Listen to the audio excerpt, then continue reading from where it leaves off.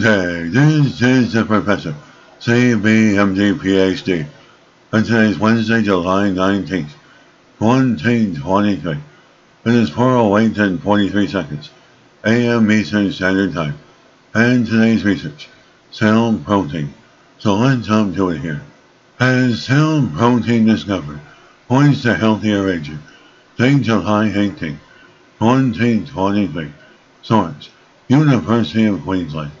Researchers have found an anti-aging function for the protein deep within human cells. Researchers have discovered that a protein called ATSF1 controls a fine balance between the creation of new mitochondria and the repair of damaged mitochondria.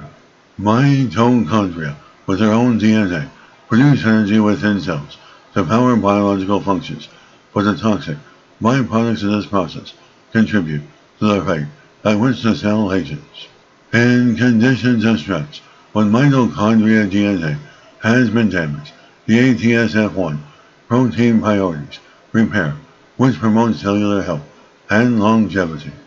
As ATF1 makes a cell, and a pit stop is needed when the cell and mitochondria need repairs.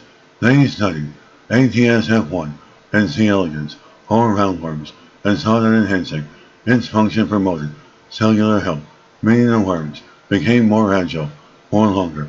They didn't live longer, but they were healthier as they aged. Mitochondrial dysfunction lies at the core of many human diseases, including common age-related diseases such as dementia and Parkinson's. The findings could have exciting implications for healthy aging and for people with inherited mitochondrial diseases. Understanding how cells promote repair is an important step towards identifying possible interventions to prevent mitochondrial damage. The goal is to prolong the tissue and organ functions that typically decline during aging by understanding how deteriorating mitochondria contribute to this process. The microbiologists and scientific researchers say they might ultimately design interventions that keep mitochondria DNA healthier for longer, improving our quality of life.